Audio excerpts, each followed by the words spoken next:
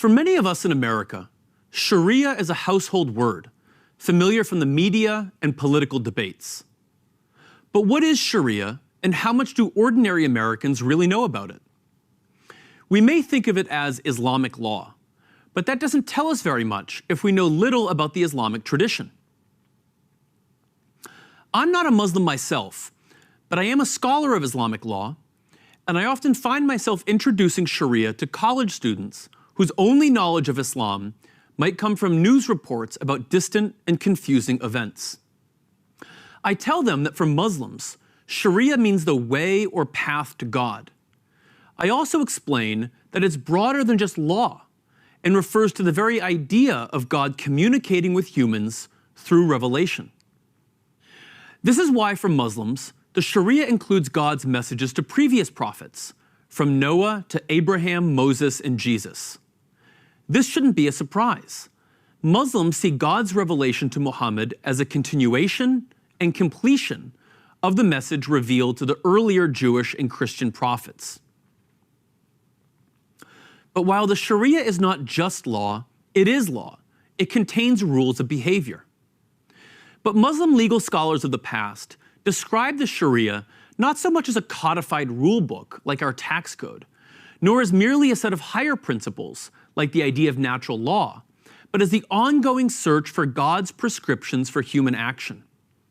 Like the Mosaic Law, the shariah is the discovery of the rules that will allow believers to obey God. Muslims understand that these rules of shariah reflect broader purposes and values.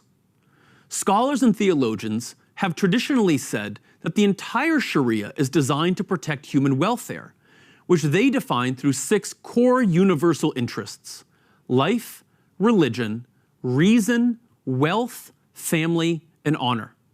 For example, the shariah prohibits the consumption of alcohol, but scholars don't just say that this is because God has forbidden it, but also because it is God's will that humans protect and preserve their reason or intellect, which is necessary for making correct moral decisions. The shariah also prohibits sexual relations outside of marriage. This is not just because of divine decree, but because it preserves family bonds. At the same time, the shariah prohibits false accusations of sexual immorality. This protects human dignity and honor, which are necessary for living a good life. So the shariah should first be understood by its goals and values before its rules. What then are those rules? And if they are not codified, how are they known? Muslim jurists discovered these rules through 4 primary sources: the Quran, the words and actions of the Prophet Muhammad, the universal agreement about a matter by the Muslim community or its scholars, and the careful use of analogy. Law usually refers to the public sphere, but most of the shariah's rulings are about private spiritual practice, such as prayer, fasting, charity, and so on.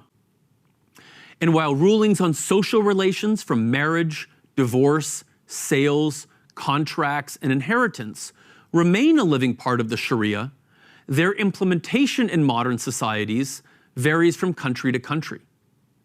Sometimes it is based purely on personal conviction, as in the case of American Muslims voluntarily giving to charity or following Islamic finance laws.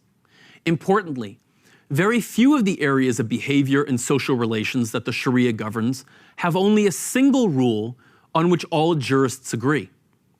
Scholars always accepted and recognized reasonable disagreement, because interpretation could rarely provide complete certainty about God's intentions.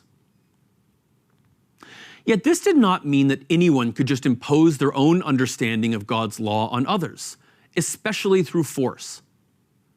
While the shariah also encompasses certain rulings on civil procedure, aspects of crime and punishment, and even warfare, only public authorities could establish courts with the power to enforce shariah rulings.